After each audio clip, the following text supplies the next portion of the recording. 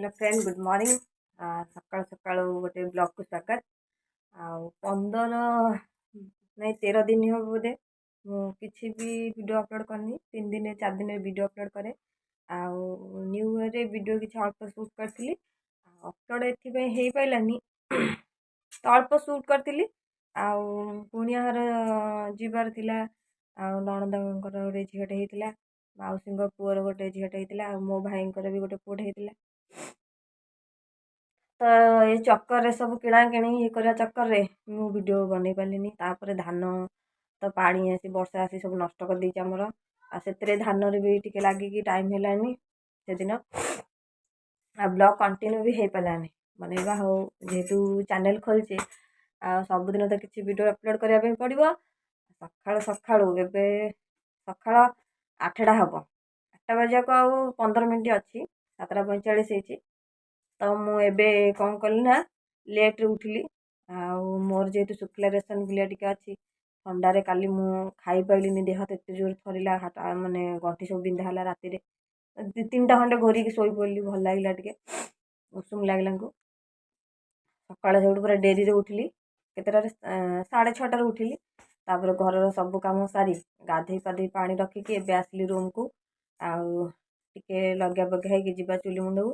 ବୋଉର କେକେର ନାହାନ୍ତି, ବାରିକି ଯାଇଛନ୍ତି। ଆଉ କ'ଣ ପରିବା ଗଛ ଲାଗିଥିଲା ଦେଖିବେ, ଆଉ ନଡ଼ିଆ ଫଡ଼ିଆ ଯେହେତୁ ଶାମ୍ବ ଦଶମୀ ଆସୁଛି ଦେଖିବେ ଅଛି ନା ନାହିଁ।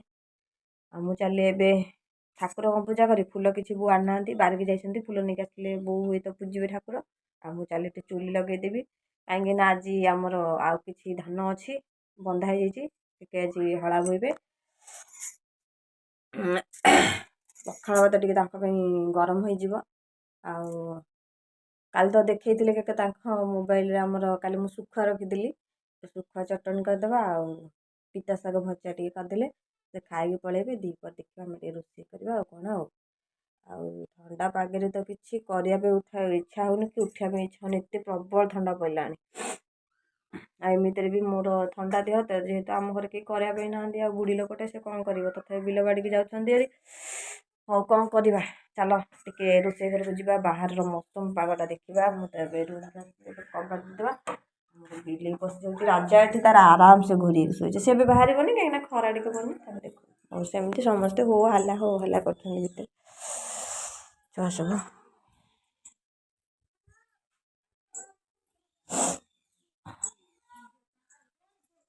ଗୁଗୁ ଏ କ'ଣ ହଉଛି? ସାମ୍ପରେ ଡୁମ୍ବା ଚଲେଇଛୁ, ଆଉ ଯାଉନୁ ବ୍ରସ୍ କରିବୁ।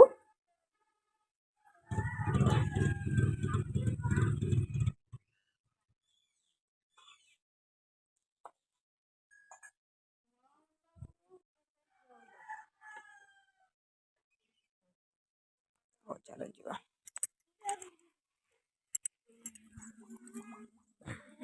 ପିତା ଶାଗ ସଫା କରିକି ରଖିଦେଇଛି, ଭଜା ଭଜି କରିଦେବା। ଆଉ ଠାକୁର ତ ପୂଜା ହେଇନାହାନ୍ତି। ସକାଳର ପରିବେଶ ତ ଦେଖିଲେ ଆମର, ସମସ୍ତେ ଯିଏ କାମରେ ପୁରା ବ୍ୟସ୍ତ। ଆମେ ଚାଲିଲୁ କିଚେନ୍, ଚାହାଟା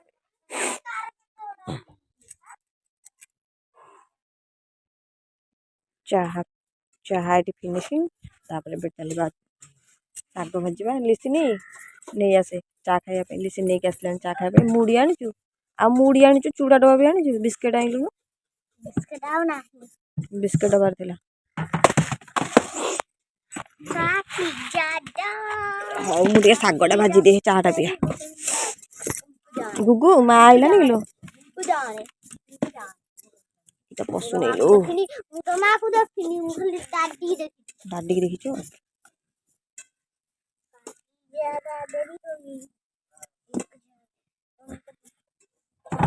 ଶାଗଟା ଭାଜିଦେଇ ଆଣୁନୁ, ଚା ଛନା ଆଣେ, ଚା ଖାଇବା ପାଇଁ ତାଟିଆ ନେଇକି ଆସୁନୁ ଯା।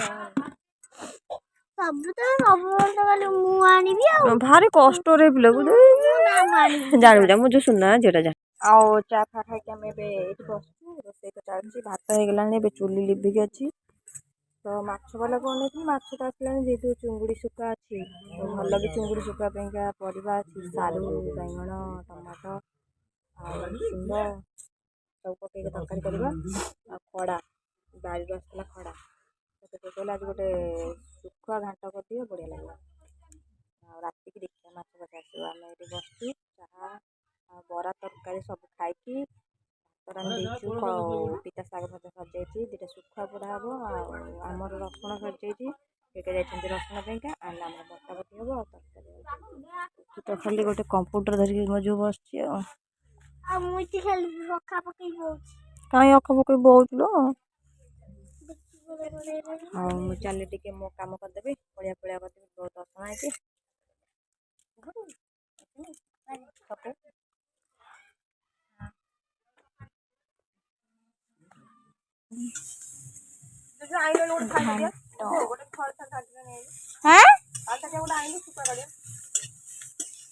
अभी आनी में नहीं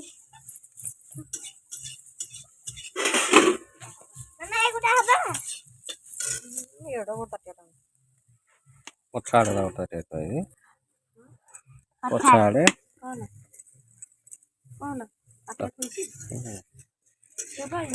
पानी देवी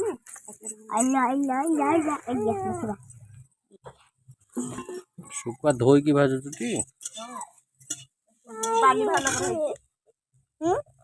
एपटे बसिबु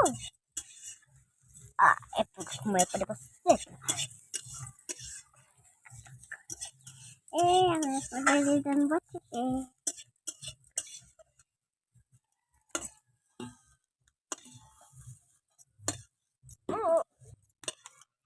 गुडर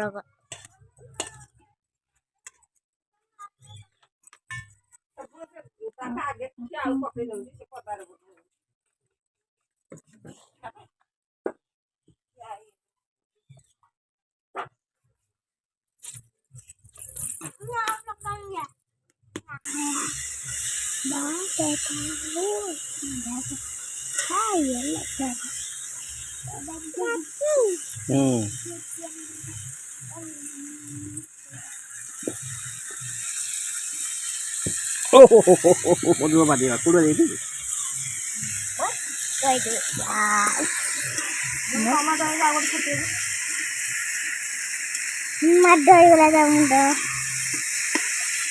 और नौडिया टाण होला ना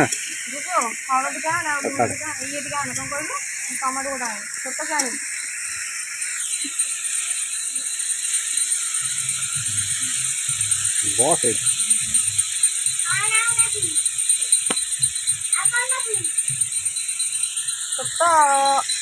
ये डाले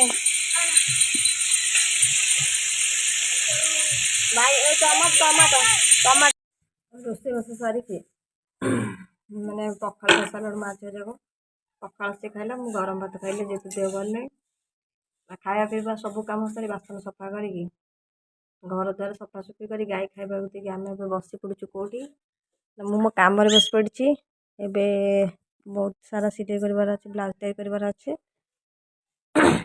ब्लाउज एवं जाऊँ तैयारी करने कर सारापर आउ बिलुक तो जाइए हला ब्लीचिंग डाली हला नहीं आसतु हला सब गदिया हम मु पकेबी तार रेडी गदेबी एबे मु खाई सारी सब कम सारिकी जाऊँगी सिलाई करने सिलाई करा कहीं बहुत दिन है मत देला तैयारी करने सब कर पार नी कम सकाशु घर कम सकाशु मो छुंचीटा भांगी जाता नाला मो पाखे तापर तो मुझे कम्प्लीट कर